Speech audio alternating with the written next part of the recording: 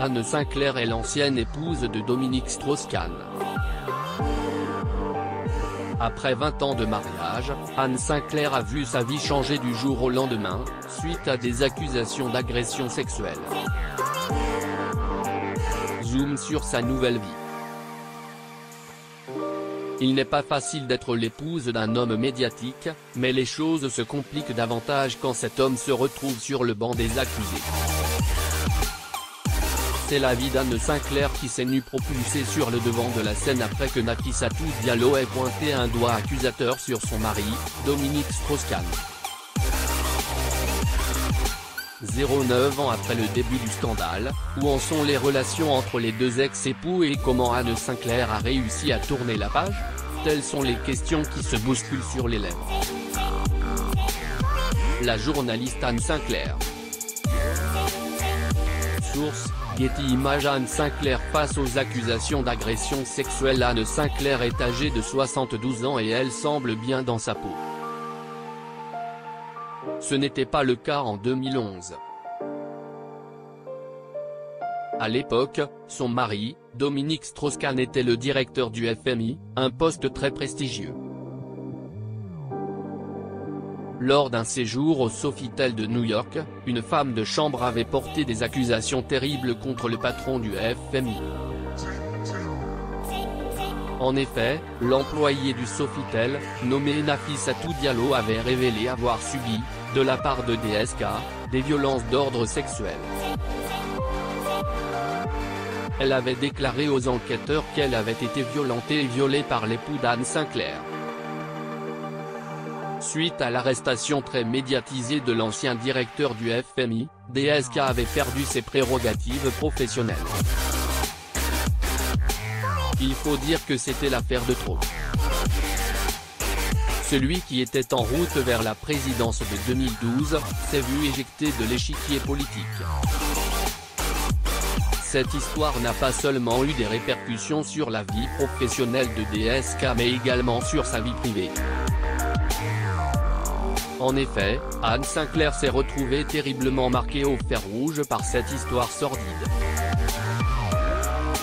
Alors qu'elle était une journaliste vedette, reconnue pour ses qualités professionnelles, elle s'est vue obligée de choisir son camp.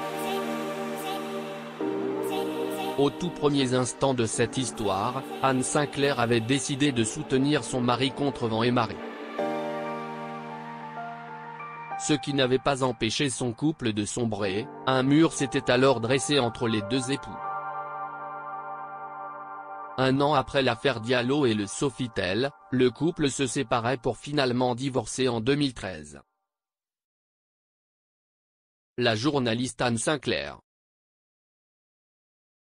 Source: Getty Images. Anne Sinclair se reconstruit après le terrible revers de fortune qu'elle a subi en 2011, la vie d'Anne Sinclair volait en éclats. L'ancienne animatrice du magazine politique de TF1, 7 sur 7, avait eu besoin de reprendre sa vie en main et de regarder vers de nouveaux horizons. C'est ainsi qu'elle a pu se consoler de ses déboires après 20 ans de mariage. Désormais, elle navigue vers d'autres rivages en compagnie de son nouvel amoureux, qui est un ami de longue date, Pierre Nora.